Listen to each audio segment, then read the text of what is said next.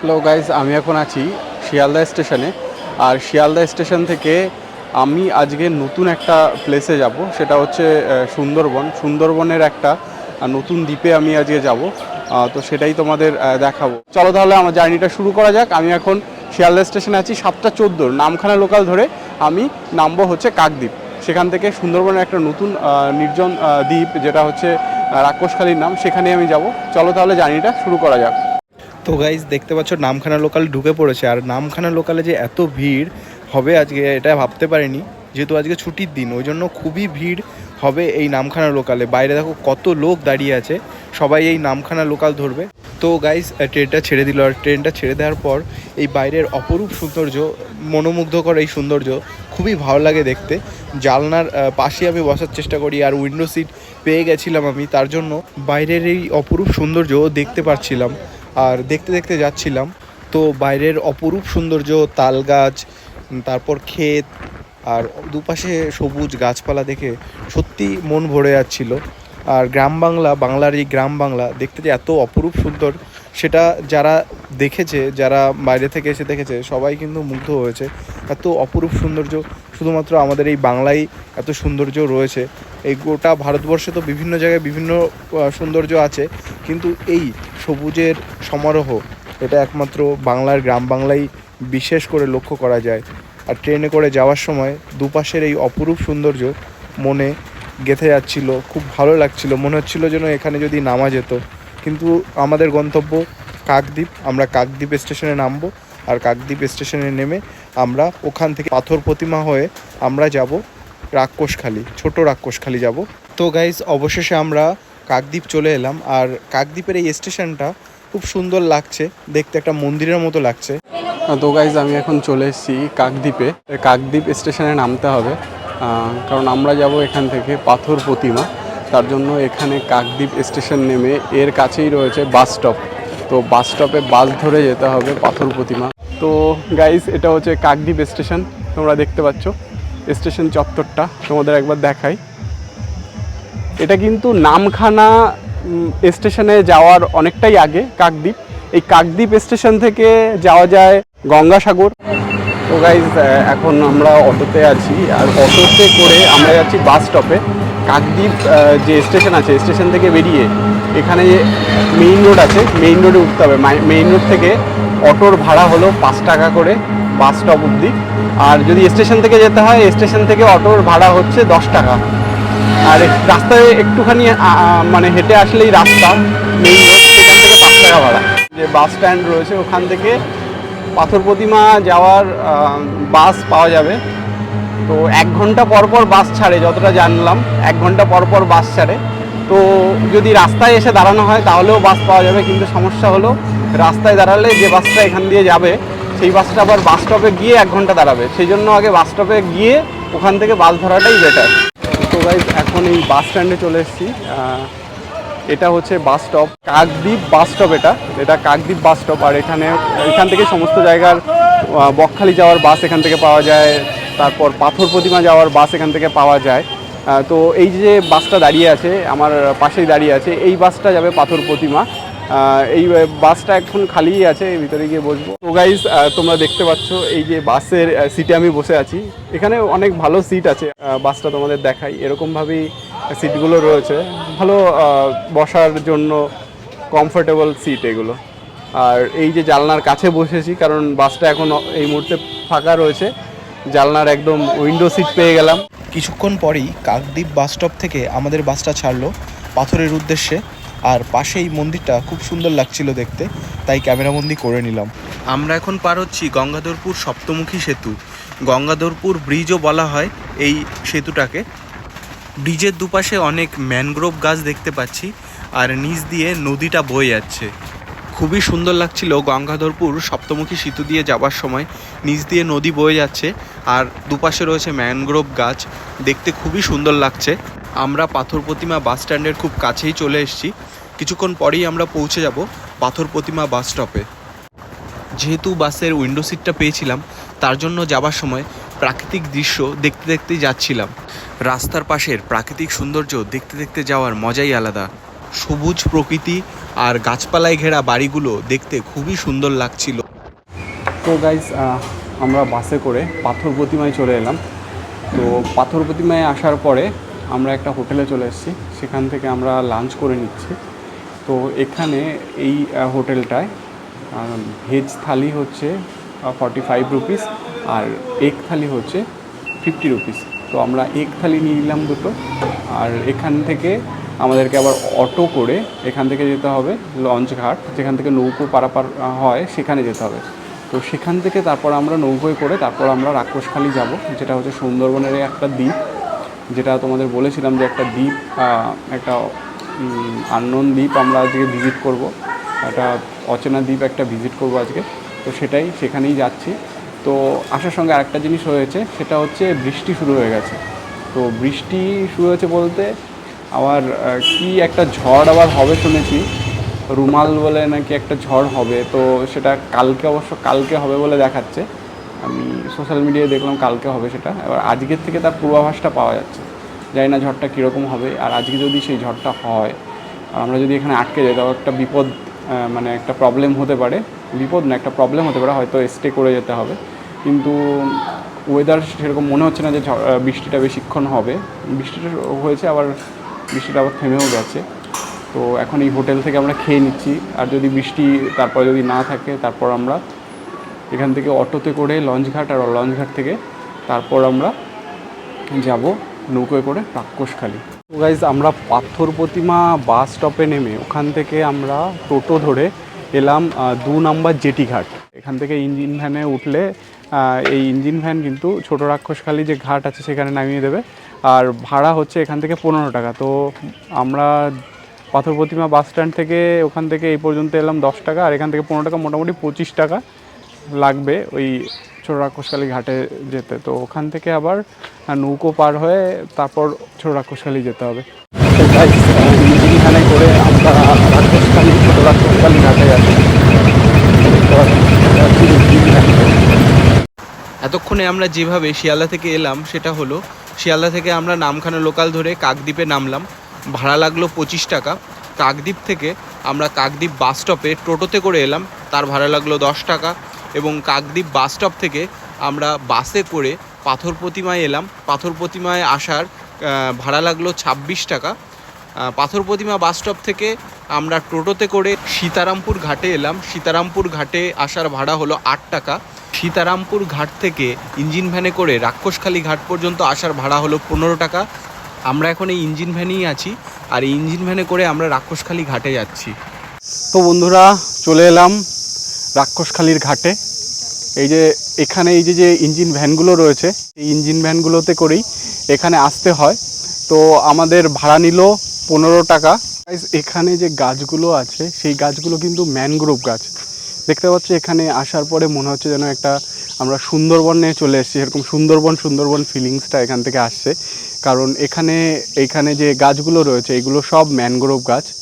এই যে দেখতে পাচ্ছ চারপাশে এখানে কিন্তু সব ম্যানগ্রোভ গাছ রয়েছে, আর একটা সুন্দরবন ফিলিংস এখানে আসছে। আর এটা অলরেডি সুন্দরবনের মধ্যেই, আর আমি তোমাদেরকে বলেছিলাম সুন্দরবনেরই একটা অচেনা দ্বীপে নিয়ে যাব তোমাদের। তো সেই দ্বীপে যাওয়ার এখন পালা। এখান থেকে এই যে এটা হচ্ছে লঞ্চ ঘাট, নৌকোর ঘাট, এখান থেকে নৌকো যাবে রাক্ষসখালির উদ্দেশ্যে।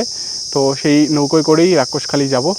তো গাইস, যেহেতু এটা সুন্দরবন এলাকার মধ্যেই রয়েছে, তার জন্য কিন্তু এই যে দেখতে পাচ্ছি এখানে কিন্তু এই যে ম্যানগ্রোভ গাছ, এখানে শ্বাসমূল ঠেসমূল এসব রয়েছে। তো খুব সুন্দর একটা ভিউ এখান থেকে পাচ্ছি এই সুন্দরবনের এই গাছগুলো দেখে। খুব সুন্দর লাগছে, খুব ভালো লাগছে এখান থেকে। এইটা হচ্ছে সুন্দরবন ম্যানগ্রোভ বন। আর দ্বীপে যেতে গেলে এখান দিয়েই নৌকো পার হয়ে দ্বীপে যেতে হবে। এখানে লেখা আছে ফরেস্ট অফিস 0 কিলোমিটার। তো এখানে একটা ফরেস্ট অফিসও আছে। সুন্দরবন ফিলিংস আমি এখান থেকে পাচ্ছি। এটা অলরেডি সুন্দরবনের মধ্যেই আমরা চলে এসেছি। আর একটা দ্বীপ আছে এখানে, সেই দ্বীপেই আমরা যাব। এখানে কিন্তু অনেক কাঁকড়াও থাকে, এখান থেকে কাঁকড়া ধরা হয়। আর এখান থেকে এই যে একটা নালা, সেটা কিন্তু এই নদীর জলে গিয়ে মিশেছে। আর এই যে যে গাছগুলো এটা হচ্ছে গেওয়া গাছ। এই গেওয়া গাছে অনেক ফুল ফুটেছে, ফল হয়েছে এই গেওয়া গাছে। আর দেখতে পাচ্ছ এখানে কিন্তু এই যে বিভিন্ন ধরনের ম্যানগ্রোভ গাছ এখানে লক্ষ্য করা যাচ্ছে। খুব সুন্দর একটা ভিউ এখান থেকে পাচ্ছি, সুন্দরবনের ভিউ। তো গাইস এইখানে এই যে যে ঘাটটা আমরা এলাম এটা হচ্ছে রাক্ষসখালীর ঘাট বা শিবগঞ্জ ঘাটও বলা হয় এটাকে। ছোট রাক্ষসখালী গিয়ে ওখানে দেখবো, ওটা যেহেতু একটা দ্বীপ, সুন্দরবনেরই একটা দ্বীপ, তো সুন্দরবনের ওই দ্বীপটাকে দেখবো কেমন, ওখানে লোকজন থাকে কি না, বা ওইখানের লোকজন যদি থাকে তারা কিভাবে আছে, আর সেটাই দেখব গিয়ে। আর এই দ্বীপে যাওয়ার একমাত্র যে পরিবহন ব্যবস্থা সেটা হচ্ছে নৌকো, কারণ যেহেতু ওটা দ্বীপ, দ্বীপে যেতে গেলে নৌকো ছাড়া তো আর যাওয়া যাবে না। তো এই যে এইখানে একটা এই শেড রয়েছে, এখানে নৌকোর জন্য ওয়েট করে অনেকে। ওয়েট করার পরে নৌকো আসলে তারপর কিন্তু নৌকোয় ওঠে। এখানে এই যে দেখতে পাচ্ছি এটা একটা নৌকো রয়েছে এখানে, আর সম্ভবত ওই নৌকোয় করে, যে নৌকোটা আসছে ওই নৌকোয় করে আমাদের পার হতে হবে, ছোট রাক্ষসখালী যেতে হবে। তো খুব সুন্দর ভিউ এখান থেকে পাচ্ছি। ওপারে হচ্ছে ছোট রাক্ষসখালী, ওপারটা এখান থেকে দেখা যাচ্ছে। আর এখানে কিন্তু এই জলটা উঠেছিল, এখন বাটার সময় কিন্তু এই জলটা নেমে যাচ্ছে। আর এই যে সব সুন্দরবনের গাছ, গেওয়া গাছ। ফুলটা আমি কাছ থেকে একটু দেখাই। এই যে হচ্ছে এটা হচ্ছে ফুল, এই গাছের ফুল। খুব সুন্দর দৃশ্য এখান থেকে পাওয়া যাচ্ছে, মনোরম একটা দৃশ্য, নদীর একটা দৃশ্য এখান থেকে। আর এখান থেকে কিছু মাছ আছে, যে মাছগুলো মানে ডাঙার উপর দিয়ে হেঁটে বেড়ায়, হেঁটে বেড়ানো মাছ। এই যে একটা মাছ দেখতে পাচ্ছি, এই মাছগুলো ডাঙার উপর দিয়ে হেঁটে বেড়ায়, এগুলো জলের মধ্যে এই মাছগুলো থাকে না। এই যে মাছটা দেখতে পাচ্ছ তোমরা, এই মাছটা ডাঙার উপরে হেঁটে বেড়ায়, মানে এরা জলে না থাকলেও এরা বেঁচে থাকতে পারে। এই মাছগুলোর নামটা আমি ঠিক জানি না, এই মাছটাকে কি বলে, কিন্তু এরা ডাঙার উপর দিয়ে হেঁটে বেড়ায়। এই যে মাছটা, এই মাছটা যে হেঁটে বেড়াচ্ছে। এখানে যেহেতু জলের জল নেমে গেছে, এখন ভাটা, তার জন্য এই মাছগুলো এখানে উঠেছে। আর এখানে আসলেই মনে হচ্ছে এটা সুন্দরবনে চলে এসেছি। দেখতে পাচ্ছ জঙ্গল, কোনো জনবসতি নেই, শুধু জঙ্গল। আর জঙ্গল মানে হচ্ছে ম্যানগ্রোভ জঙ্গল। এখানে যা দেখতে পাচ্ছি সব ম্যানগ্রোভ জঙ্গল। ওপাশে সব গেওয়া গাছ, আকাশে মেঘ করেছে, জানি না আবারও নামতে পারে বৃষ্টি। তো বন্ধুরা এই যে যে নৌকোটা আসছে, এই নৌকায় করেই আমাদের রাক্ষসখালী যেতে হবে। আর দেখতেই পাচ্ছ আকাশ মেঘলা, কীরকম মেঘ জমে আছে আকাশে, যে কোনো মুহূর্তে বৃষ্টি নামতে পারে। তো নৌকো এখন এসছে, জানি না কখন ছাড়বে। আবার এদিকে বৃষ্টিও আসছে। আজকে অ্যাকচুয়ালি ওয়েদার আগে থেকেই জানতাম এরকম হবে, তো এরকম যে হঠাৎ করে বৃষ্টি নামবে সেটা তো ভাবতে পারিনি। তো ভেবেছিলাম যে হয়তো বৃষ্টি হবে না, কিন্তু না, বৃষ্টি হচ্ছে। এখন অলরেডি দেখতে পাচ্ছ তোমরা জলের মধ্যে এই যে বৃষ্টির ফোঁটা পড়ছে, বৃষ্টি অলরেডি শুরু হয়ে গেছে। তো গাইস যেটাই আশঙ্কা করেছিলাম সেটাই সত্যি হলো, বৃষ্টি শুরু হয়ে গেল আবার। দেখতে পাচ্ছ এই সুন্দরবন এলাকায় এসে এরকম বৃষ্টির মধ্যে পড়েছি। তো এইখানে দাঁড়িয়ে আছি এই শেডের নিচে, আর ওইদিকে নৌকোটা, এই নৌকোটায় করে আমরা যাব, কিন্তু এই নৌকোটার উপরে নেই কোনো ছাউনি। বৃষ্টি যেরকম জোরে হচ্ছে তাতে করে ভিজে যাওয়ার 100% চান্স রয়েছে। দেখো বৃষ্টির মধ্যে ম্যানগ্রোভ গাছ, সুন্দরবনের যে গাছ, সেটা কীরকম লাগে সেটা তোমাদের দেখাই। এই যে যে ম্যানগ্রোভ গাছ, বৃষ্টির মধ্যে গাছগুলো কীরকম লাগছে।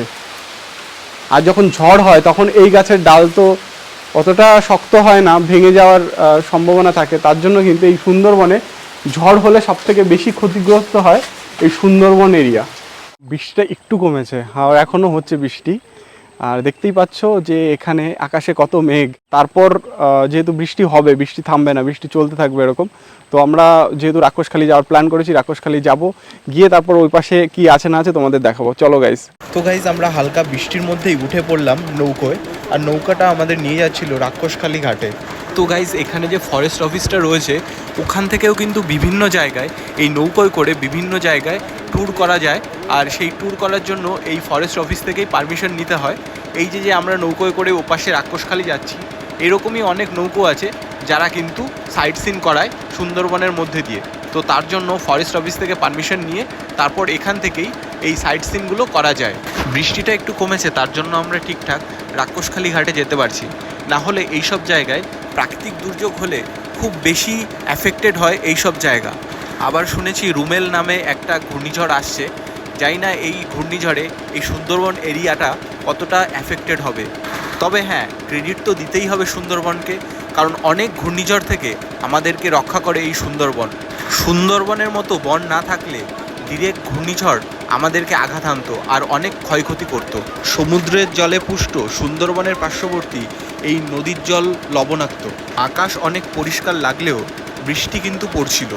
আমাদের কাছে ছাতা ছিল, তার জন্য বৃষ্টিটা কিছুটা এড়ানো যাচ্ছিল। দূর থেকে দেখতে পাচ্ছিলাম রাক্ষসখালীর ঘাট।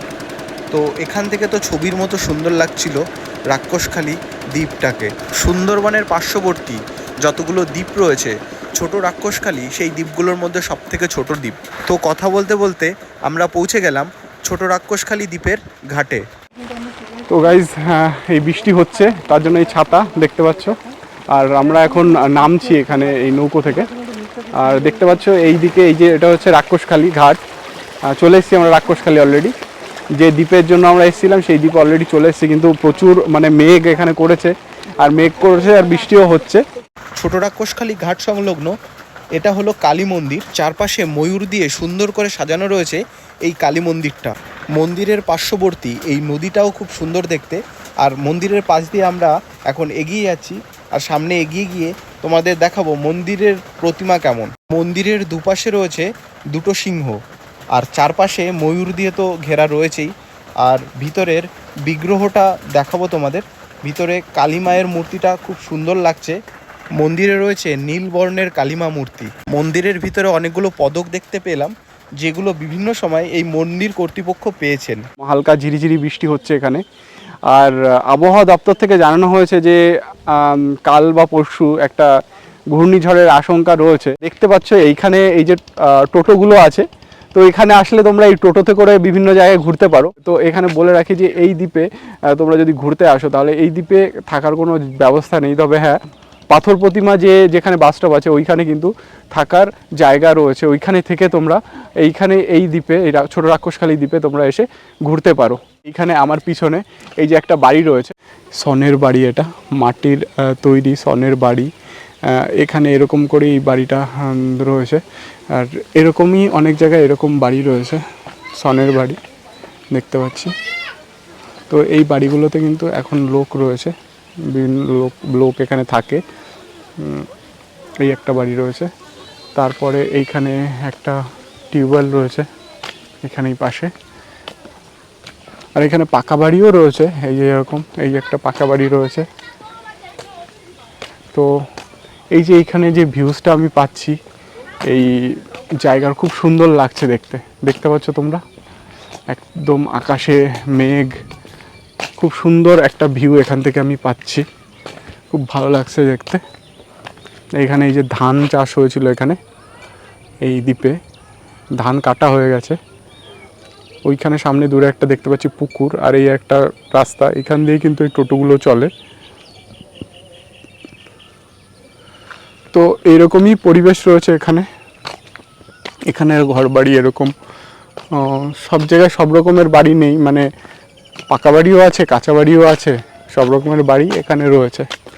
তো গাইজ, এই ছোটো রাক্ষসখালী এসে আমি যেরকম মানে এখানে যে পরিবেশ যেরকম দেখছি সেটাই তোমাদের দেখাচ্ছি। কত লোক থাকে সেই সম্পর্কে কোনো আইডিয়া আছে আপনার? আমাদের এখানে 900 মতন ফ্যামিলি থাকে। 900 মতো, আচ্ছা। তো তারা এখানে কি নির্ভর করে, মানে কিভাবে জীবিকা নির্ভর করে? চাষবাসের উপরে নির্ভর করে বেশিরভাগ। আচ্ছা, বাইরে যায়, বাইরে গেলে কি আর হয়, বেশিরভাগটা চাষবাসের উপরে নির্ভর করে। আচ্ছা। আর এইখানে যে মানে লোকজন যারা থাকে তারা যখন বাইরে যায় তখন কি এই নৌকোয় করে কি এখানে যাতায়াত করে? হ্যাঁ, নৌকোই আমাদের যাতায়াতের পথ, মেন রাস্তায় নৌকো। আচ্ছা। আর এইখানে যে চাষবাস হয়, সেই চাষবাসের যা কিছু ফসল হয় সেগুলো তো মানে যখন পাঠাতে হবে এই দ্বীপের থেকে, তখন কিভাবে পাঠানো হয়? নৌকোয় করে পাঠাতে হয়। নৌকোয় করে একটা জায়গা আছে রাইট দিকে, আচ্ছা, ওখানে পাঠানো হয়। ওইখানে পাঠানো হয়। রিজার্ভ করে। আচ্ছা আচ্ছা আর আপনি যেরকম আপনি এখানে আছেন এই গাড়ি চালান, তো আপনি এইখানে কীরকম প্যাসেঞ্জার পান, কারা আসে এখানে? এখানে মানে ওইখান থেকে পাথর প্রতিমা থেকে আসে মোটামুটি দিনে 20-30টা প্যাসেঞ্জার এরকম। আচ্ছা আচ্ছা আচ্ছা, মানে তারা আসে ঘোরার জন্য আসে, অনেকে এখান থেকে যায় বা ওখান থেকে না, আসে। এখানে যারা আসে আমাদের মেন তো বাজার তো পাথর প্রতিমা। হ্যাঁ, পাথর প্রতিমা থেকে ওখানে বাজার করতে টুকটাক কিছু দরকার পড়তে যায়, গিয়ে চলে আসে। ও আচ্ছা, এখান থেকেই লোক বাজার করতে পাথর প্রতিমা যায়।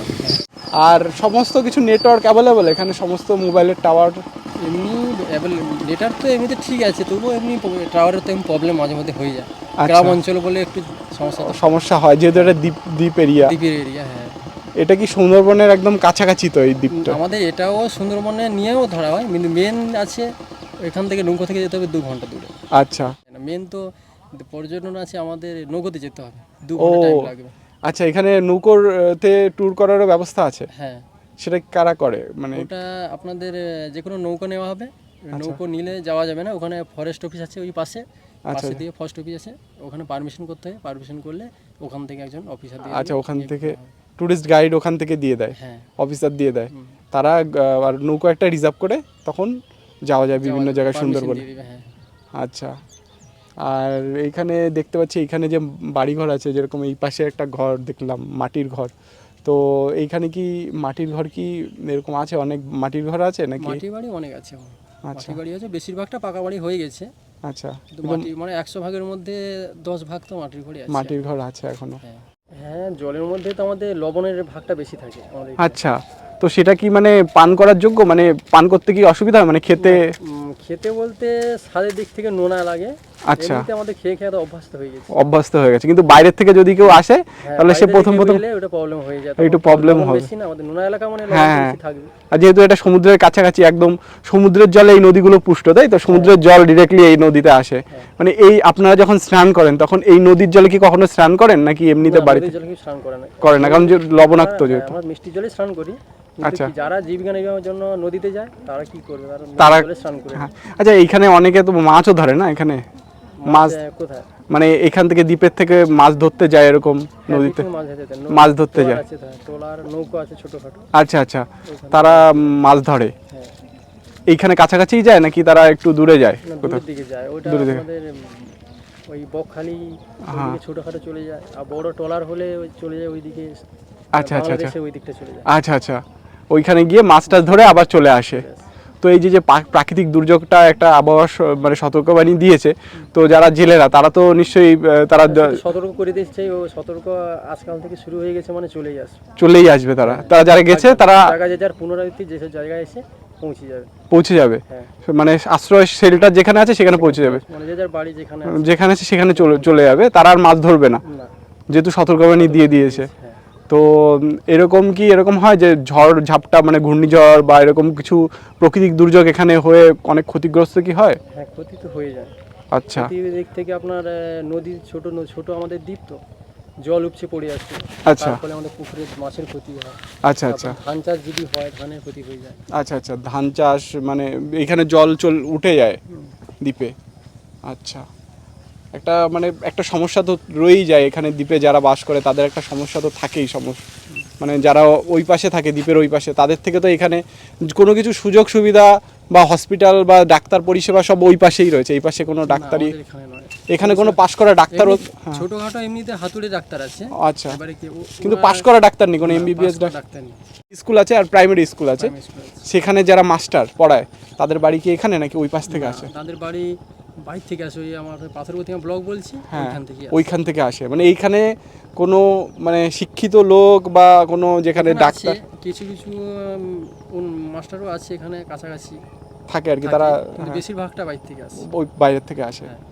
এখানে যারা নতুন মানে অনেকে এখানে যারা মানে নতুন যারা থাকে এখানে পরিবার, তাদের তো ছেলেপেলেরা আছে, তাদের শিক্ষাগত দিক থেকে তারপর তাদের সব কিছুর দিক থেকে কি তারা সব কিছু পায় না? ঠিকঠাক মতো পায় না, একটা সমস্যা থেকে একটু প্রবলেম হয়ে যায় আমাদের যাতায়াতের দিক থেকে। এমনিতে আমাদের স্কুল একটা ভালো স্কুল তো সেরকম কিছু নেই, যেতে হলে খিয়াপেড়ে ওই পাথরকান্দি ওই দিকে বা কলকাতায় যেতে হবে।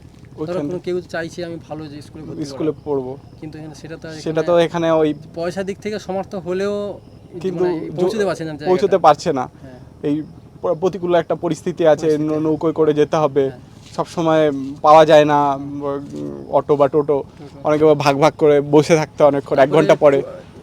স্থলপথ থেকে গাড়ি ঘোড়া ঠিকঠাক টাইমে পেলেও জলপথে তো সমস্যা হয়ে যায়। জলপথে সমস্যা একটা জলপথে দুর্যোগের ব্যাপার যখন থাকবে তখন তো সমস্যা হয়ে যায়। আচ্ছা, তো গাইজ এই ছোট রাক্ষসখালী বিভিন্ন জায়গায় ঘুরছি, আর এই সামনে আর একটা বাড়ি আমি দেখতে পেলাম, তো এই বাড়িতে যাব। বাড়িতে আমি যাচ্ছি, এখন একটু কাদা কাদা হয়ে গেছে যেহেতু বৃষ্টি হয়েছে তার জন্য। তো এই আস্তে আস্তে করে এগোচ্ছি, এগিয়ে কিন্তু আমি যাব এই বাড়িতে। তো এই ছোট রাক্ষসখালী এখানে যেহেতু একটা দ্বীপ, সেই জন্য কিন্তু বাইরের জগতের সাথে যদি যোগাযোগ রাখতে হয় তাহলে কিন্তু নৌকো একমাত্র ভরসা। তো এইখানে আপনারা থাকেন, তো আপনাদের মানে কিভাবে চলে সংসার? সংসার আমাদের খাটাখাটনির উপরে চলে, সংসার চাষবাস করি, খাটাখাটনির উপরে চলে। আচ্ছা আচ্ছা, আপনার নিজেদেরই জমি রয়েছে? হ্যাঁ, একটু অল্প স্বল্প জমি রয়েছে। আচ্ছা, আমরা বাইরে কাজ করতে যাই, আচ্ছা আপনার ওই বর্ধমানে কাজ করতে যাই। আচ্ছা আচ্ছা, শুধু কৃষিকাজই করেন নাকি অন্য কোনো? কৃষি কাজ করি, তারপরে এই বর্ধমানে বললাম আলু স্টোরে কাজ করতে যাই আমরা। আচ্ছা, আর ছেলে মেয়ে পড়াশোনা করে? হ্যাঁ, কোন স্কুলে পড়ে? 3rd ইয়ার কমপ্লিট করেছে। আচ্ছা, ছেলে মাধ্যমিক 3rd ইয়ার কোন কলেজ থেকে পড়ছে? আমাদের কাকদ্বীপ। কাকদ্বীপে। এখান থেকেই তো যাতায়াত করতে হয় কলেজে? এখান থেকেই করতে হয়। তো এখানে যেহেতু নৌকোর মাধ্যমে যাতায়াত করতে হয়, অনেক সময় লাগে নাকি? হ্যাঁ, শত সময় তো বেরিয়ে 1-2 ঘন্টা তো আগেই যেতে হয়। আগেই যেতে হয় মানে রাস্তায় এখন যেতে আপনার ওই 50-1 ঘন্টার মতো লেগে যায়। আচ্ছা, 1-1.5 ঘন্টা আগে বেরোতে হয়। আচ্ছা, আর এইখানে যে স্কুল আছে, একটা হাই স্কুল আছে, একটা প্রাইমারি? আমাদের ওই দক্ষিণে আছে এই হাই স্কুল। আচ্ছা, ওইখানে এখানে মাধ্যমিক দিয়েছে, তারপরে ওইখানে আচ্ছা, আপনার কোনো ছেলে আছে নাকি? না, আমার ছেলে আছে, মাধ্যমিক দিয়েছে। আচ্ছা, মাধ্যমিক দিয়েছে, এই স্কুল থেকেই দিয়েছে হাই স্কুল? আমাদের হাই স্কুল থেকে দিয়েছে। আচ্ছা, আর মোটামুটি আপনাদের চলে যাচ্ছে, মানে যা কাজ করছেন নাকি সমস্যা হচ্ছে? চলছে কোনো রকম টুকটুক করে, আর কি করব। তো এই যে এখন দেখতে পাচ্ছি এই যে খড়ের আপনি ঘর করে আছেন, করে প্লাস্টিক দিয়ে? আমার এই বালিও তোলা আছে, স্টোনও তুলেছিলাম। আচ্ছা, ওই যেটা ঘর দিয়েছে আচ্ছা সরকার, আচ্ছা, তা আমার 1 কিস্তি টাকা ঢুকেছে, আর ঢোকেনি টাকা। আর ঢোকেনি, ওই জন্য করতে পারছেন না? এই জন্য আমার তো এমনিতেই অভাবে সংসার করতে পারছি না। এই পরপর হবে, তারপরে নিজের একটু অসুবিধার জন্য, বাড়ির একটা অসুস্থতার জন্য টাকা পয়সা অনেক চলে যাচ্ছে। আচ্ছা আচ্ছা, তাছাড়া এখানে কোনো অন্যরকম সমস্যা হয় না, তাই না?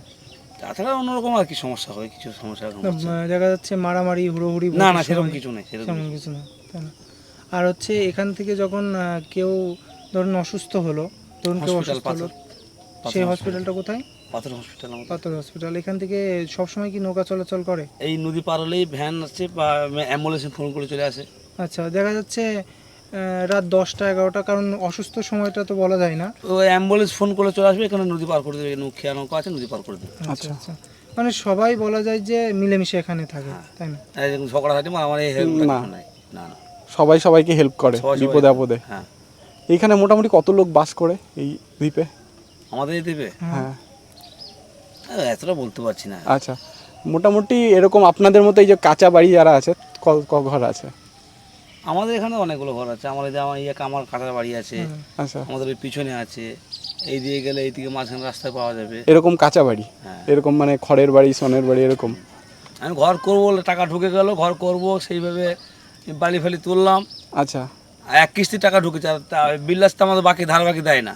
একটা ঝড় হবে কাল পরশু, তাই এটা হলে আমাদের পাশে বড় বাড়ি আছে, এই পাশে আছে, সেখানে চলে যাবেন? সেরকম পরিস্থিতি হলে চলে যেতে হয়।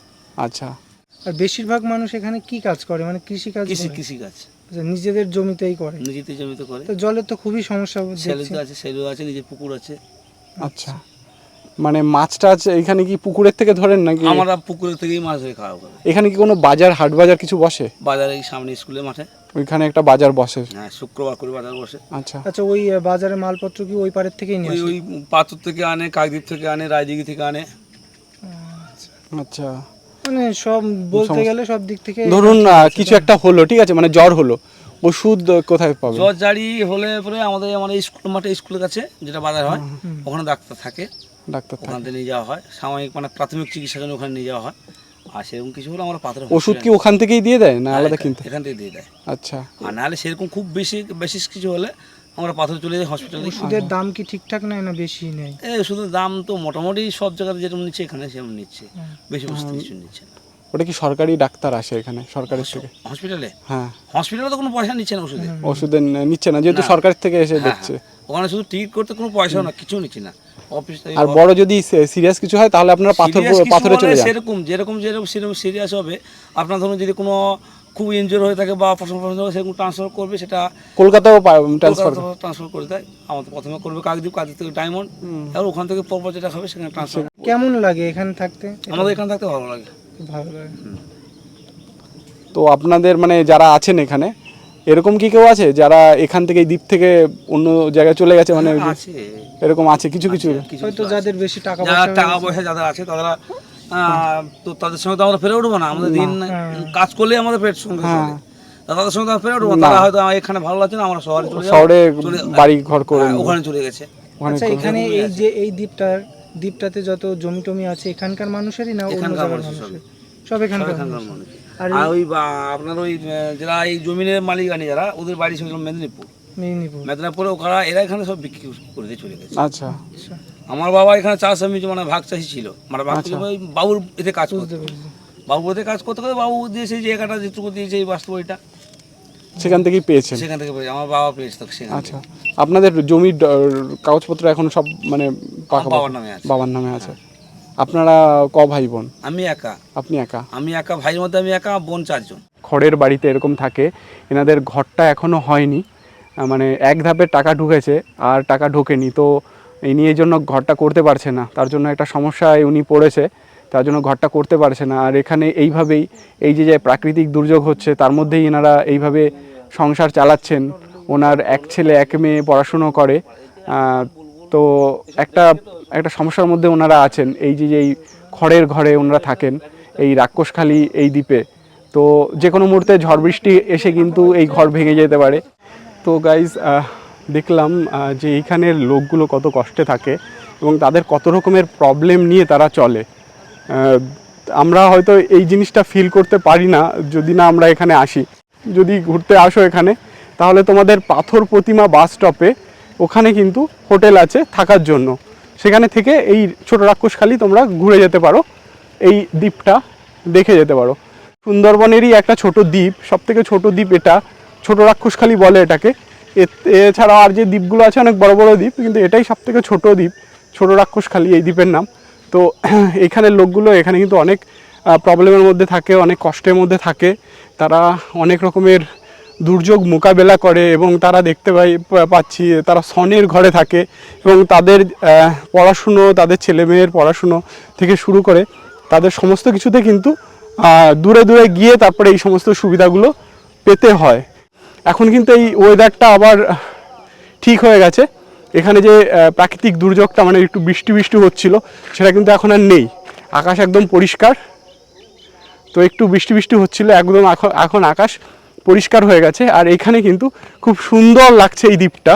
যারা এখানে থাকে এই দ্বীপে তারা এই চাষাবাদের উপরেই তাদের জীবিকা নির্বাহ করে। তো গাইজ এখানে আরেকটা বাড়ি দেখতে পাচ্ছি, এই বাড়িটাও এরকম খড় দিয়ে তৈরি করা বাড়ি দেখতে পাচ্ছ তোমরা। আর এখানে ম্যাক্সিমাম বাড়ি কিন্তু এরকম খড় দিয়ে তৈরি করা। আর এই যে দেখতে পাচ্ছি এই পাশে আরেকটা বাড়ি, এই বাড়িটাও এরকম খড় দিয়ে তৈরি করা। একটা দুটো বাড়ি আছে যে বাড়িগুলো পাকা বাড়ি রয়েছে। তো এখানে কিন্তু যারা থাকে এই দ্বীপে থাকে তারা অনেক প্রতিকূলতার মধ্যে তারা থাকে, অনেক দুর্যোগকে মোকাবিলা করে তারা এই দ্বীপে থাকে। এই দ্বীপটার নাম ছোট রাক্ষসখালী, পশ্চিমবঙ্গের মধ্যে ছোট দ্বীপগুলোর মধ্যে অন্যতম এই ছোট রাক্ষসখালী দ্বীপ। এরকম পরিবেশ রয়েছে এই ছোট রাক্ষসখালীতে। তোমরা যারা এখানে ঘুরতে আসবে, আমাদের মতো ঘুরতে আসবে, তারা যদি ওয়ান ডে প্ল্যান করে আসো তাহলে একদিন এসে একদিন থেকে আবার চলে যেতে পারো, তাহলে হোটেল লাগবে না। আর যদি তোমাদের হোটেলে থাকতে হয় তাহলে ওই বললাম যে পাথর প্রতিমায় হোটেল আছে, পাথর প্রতিমায় তোমরা হোটেল বুক করে পাথর প্রতিমায় থাকতে হবে। আর ওখান থেকে পাথর প্রতিমা থেকে টোটো রিজার্ভ করে তোমরা ছোট রাক্ষসখালী ঘাটে এসে নৌকো পার হয়ে তোমরা এই ছোট রাক্ষসখালী আসতে পারো। তো এইখানের এই সুন্দর প্রাকৃতিক দৃশ্য এটা দেখতে পাবে। এখানে সেরকম কিছু দেখার মতো নেই না, এখানে সেরকম কিছু দেখার মতো আছে, কিন্তু এইখানে যে জিনিসটা দেখার মতো আছে সেটা হচ্ছে সুন্দরবনের যে ম্যানগ্রোভ গাছ সেটা তোমরা এখানে আসলে দেখতে পাবে। এখানে লোকেরা কিভাবে জীবিকা নির্বাহ করে, তাদের বাড়িঘর, মাটির বাড়িঘর, সেগুলো দেখতে পাবে। আর প্রকৃতির যে রূপ সেটা কিন্তু তোমরা প্রকৃতি প্রেমিক যারা তাদের জন্য আদর্শ জায়গা এই ছোট রাক্ষসখালী, কারণ এখানে সবুজে ঘেরা, মানে গাছপালা সবুজে ভরা। তো এই যে এইগুলো যারা দেখতে পছন্দ করো, এই প্রকৃতির সৌন্দর্য যারা দেখতে পছন্দ করো, তাদের জন্য এটা বেস্ট জায়গা। আর যারা এইসব প্রকৃতি পছন্দ করো না, যারা ভাবো যে এইখানে কি দেখার মতো আছে বা এখানে কোনো আর্টিফিশিয়াল কিছু করা আছে কিনা, কোনো মানে ট্যুরিস্ট স্পট করা আছে কিনা, কোনো চিড়িয়াখানা আছে কিনা, তাদের জন্য বলবো না, এখানে তারা জন্য সেরকম কিছু এখানে তোমরা পাবে না। এখানে যারা প্রকৃতি প্রেমিক, প্রকৃতিকে ভালোবাসো, সাধারণ মানুষকে ভালোবাসো, তারা এখানে আসতে পারো, এই জায়গায় ঘুরতে আসতে পারো, দেখতে পারো এখানের লোকদের জীবন যাপন, তারা কিভাবে বেঁচে আছে, তারা কিভাবে তাদের জীবিকা নির্বাহ তারা করছে। আর ন্যাচার যে বিউটিটা, ন্যাচারাল বিউটি, সেটা তোমরা আসলে এখানে দেখতে পাবে। দেখতেই পাচ্ছ এই ছোট রাক্ষসখালী যে রাস্তা, যে রাস্তাতে আমরা হাঁটছি সে রাস্তা পাকা রাস্তা, ঢালাই রাস্তা, সেই জন্য কোনো সমস্যা হচ্ছে না। কিন্তু কিছু কিছু এরকম বাড়ির রাস্তা আছে যেগুলো মানে কাদা হয়ে থাকে, হাঁটতে গেলে পায়ে কাদা লেগে যাবে, এটা স্বাভাবিক ব্যাপার। যেহেতু এটা দ্বীপ এরিয়া, এখানে বেশিরভাগই লোক কৃষিজীবী, চাষবাস করে, মাছ ধরে, এইসবই করে বেশিরভাগই লোক। তার জন্য তাদের যে খুব পয়সা আছে তা কিন্তু না, তারা মানে নিম্নবিত্ত ফ্যামিলিতে বিলং করে, মধ্যবিত্তর থেকেও কম। তো সেই জন্য তাদের পক্ষে হাইফাইভাবে মানে একটা স্ট্যাটাস মেনটেন করে চলা তাদের পক্ষে তো সম্ভব না। তারা এই জন্য এই দ্বীপে সাধারণভাবে তারা থাকতে পছন্দ করে। তাদেরকে জিজ্ঞাসা করলে তাদের একটাই বক্তব্য, যে তারা বলে যে আমাদের ওরকম পয়সা নেই যে আমরা বাইরে গিয়ে একটা ফ্ল্যাট কিনে থাকবো, সেরকম তাদের টাকা নেই। তো সেই জন্য তারা এই দ্বীপে থাকে, এখন এই প্রতিকূলতাকে নিয়ে থাকে। তারা এখানে সুখী আছে, মানে তাদের আনন্দে আছে এই দ্বীপে, এবং তারা এখানেই তাদের ফ্যামিলি নিয়ে এখানে শান্তিতে বসবাস করছে। তারা এই দ্বীপ ছাড়তে চায় না, এই দ্বীপে তারা আছে, শান্তিতে আছে। কিন্তু হ্যাঁ, প্রতিকূলতা রয়েছে, প্রাকৃতিক দুর্যোগ রয়েছে, তার মধ্যেই তাদের চলতে হচ্ছে। তো গাইজ, এইখানে তোমাদের দেখাচ্ছি এই নদীর যে ন্যাচার ভিউ সেটা দেখাচ্ছি। দূরে দেখা যাচ্ছে ম্যানগ্রোভ গাছ। এখান থেকে এই নদীর যে প্রাকৃতিক সৌন্দর্য সত্যিই খুব দারুণ লাগছে এখান থেকে দেখতে। এত সুন্দর, যারা প্রকৃতি প্রেমিক তাদের জন্য তো অসাধারণ একটা সুন্দর ভিউ। ওপারে দেখা যাচ্ছে ম্যানগ্রোভ গাছ, মনে হচ্ছে যেন সুন্দরবন এরিয়ায় আমরা চলে এসেছি। আর এটা সুন্দরবন এরিয়ার মধ্যেও পড়ে, যদিও বা রিজার্ভ, টাইগার রিজার্ভ ফরেস্টের মধ্যে এটা পড়ে না, এটা সুন্দরবন এরিয়ার মধ্যে পড়ে। আর এটা হচ্ছে সুন্দরবন এরিয়ার মধ্যে সবথেকে ছোট দ্বীপ। তোমাদের যেটা বলেছিলাম যে সুন্দরবনেরই কোনো একটা দ্বীপে তোমাদের নিয়ে আসবো, সেখানে দেখাবো তোমাদের সেইখানের জীবনযাপন, সেইখানের প্রকৃতি। তো এইটা হচ্ছে সেই দ্বীপ, ছোট রাক্ষসখালী দ্বীপ, যেটা তোমাদের দেখালাম। এইখানের এই নদী পাশ দিয়ে বয়ে যাচ্ছে, এই নদীর পাশে এই যে ছোট রাক্ষসখালী, এই গ্রামটা, এই দ্বীপটা অসাধারণ সুন্দর দেখতে। যদিও বা এইখানের লোকগুলো অনেক প্রকৃতির অনেক প্রতিকূলতার মধ্যে দিয়ে থাকে, এখানে বসবাস করে, তাদের এই জায়গার উপর একটা মমতা রয়েছে। ছোটোবেলা থেকে তারা এই দ্বীপে বড় হয়েছে, তাদের সংসার রয়েছে এই দ্বীপে। তো তারা কিন্তু এই দ্বীপ ছেড়ে যেতে চায় না, এবং তারা এইভাবেই এই দ্বীপে হাসি কান্নার মধ্যে দিয়ে তারা এখানে থাকতে চায়। আর এইখানে এই যে সুন্দর একটা ভিউ যেটা তোমাদের দেখাচ্ছি, খুব সুন্দর একটা ভিউ এখান থেকে পাওয়া যাচ্ছে। তোমরা যারা আসবে তারা এই সুন্দর ভিউ কিন্তু দেখতে পারো। তো গাইজ, দেখতে পাচ্ছ এইখানে এই যে একটা নৌকো এসছে, একটা জাহাজ এসছে, সেখানে কিন্তু এই দ্বীপের জন্য, এই রাক্ষসখালী দ্বীপের জন্য অনেক মালামাল নিয়ে এসছে। এখানে গ্যাস আছে, যেরকম গ্যাস সিলিন্ডার আছে, সেই রকম অনেক ধরনের নিত্য প্রয়োজনীয় জিনিস জাহাজে করে নিয়ে আসা হয়েছে। আর এইভাবেই কিন্তু নিয়ে যাওয়া হচ্ছে এই রাক্ষসখালী দ্বীপের জন্য। আবার এই জাহাজটা আবার বেরিয়ে যাচ্ছে, এই জাহাজটা আবার অন্য কোনো দ্বীপে যাবে, সেইখানে গিয়ে কিন্তু মালামাল এইভাবে সাপ্লাই দেবে। তো এটাই হচ্ছে, এইভাবেই কিন্তু এই রাক্ষসখালী দ্বীপ সহ অন্য যে দ্বীপগুলো আছে এই সুন্দরবন এলাকায়, সেই দ্বীপের বিভিন্ন মালামাল এইভাবেই কিন্তু সরবরাহ করা হয়ে থাকে এই জাহাজের মাধ্যমে। তো গাইস, রাক্ষসখালী দ্বীপ থেকে আমরা আবার নৌকোয় করে ওপারে ফরেস্ট অফিসের ওখানে যাচ্ছি। ওখান থেকেই আমরা ইঞ্জিন ভ্যান পেয়ে যাব, এই নৌকো করে পারাপার হতে 4 টাকা করে লাগে। নৌকো করে চলে এলাম এপারে রাক্ষসখালী থেকে। বৃষ্টি হচ্ছিল, আসার সময় বৃষ্টি হচ্ছিল, কিন্তু এখন আকাশ পরিষ্কার আর মনে হচ্ছে না বৃষ্টি আজকে হবে। কিন্তু ওই যে একটা প্রাকৃতিক দুর্যোগের পূর্বাভাস দিয়ে রেখেছে আবহাওয়া দপ্তর, সেটাই এখানকার একটা চিন্তার বিষয়। গাইস, এই নৌকো থেকে এখন নামলাম, রাক্ষসখালী থেকে নৌকো থেকে নামলাম। আর এখানে আগে যখন এখান দিয়ে যাচ্ছিলাম রাক্ষসখালী, তখন এখানে দেখেছিলাম যে এখানে জল ছিল, মানে তখন জোয়ার ছিল। এখন কিন্তু জোয়ারের জল টেনে গেছে এখন ভাটা, তার জন্য এখানে এরকম কাদা হয়ে রয়েছে এই ম্যানগ্রোভ জঙ্গলটা। এখানে এই যে ইঞ্জিন ভ্যান করে আবার ব্যাক করব পাথর প্রতিমার উদ্দেশ্যে।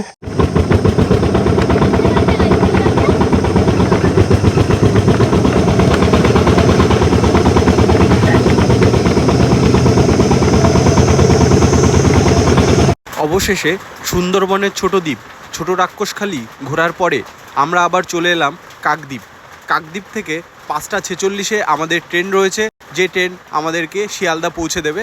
তো গাইস, তোমাদের দেখালাম ছোট রাক্ষসখালী, সুন্দরবন এরিয়ার সবথেকে ছোট দ্বীপ এই ছোট রাক্ষসখালী। প্রকৃতির দৃশ্য, এখানে জীবনযাপন, সেটা তোমাদের কাছে তুলে ধরলাম। তোমাদের ভিডিওটা কেমন লেগেছে সেটা কমেন্টে আমাকে জানাও।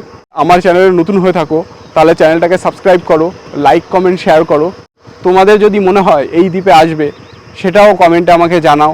তোমাদের যদি কোনো হেল্প দরকার হয় আমি সেটা করব তোমাদের। থাকা থেকে শুরু করে সমস্ত কিছু সাপোর্ট তোমরা এখান থেকে আমার ভিডিওর মাধ্যমে জানতে পারলে। তোমরা এখানে ঘুরতে আসলে তোমরা এই সুন্দরবনেরই ছোট একটা দ্বীপ তোমরা কিন্তু দেখতে পাবে, প্রাকৃতিক সৌন্দর্য তোমরা উপভোগ করতে পারবে। তো আজকে আমার ভিডিওটা এই পর্যন্ত। পরবর্তী ভিডিও নিয়ে আবার আমি আসব নতুন কোনো জায়গায়, নতুন কোনো প্লেসে। আমার চ্যানেলটাকে নতুন হয়ে থাকলে সাবস্ক্রাইব করো, পুরনো হয়ে থাকলে লাইক কমেন্ট শেয়ার করো। আজকের মতো টাটা।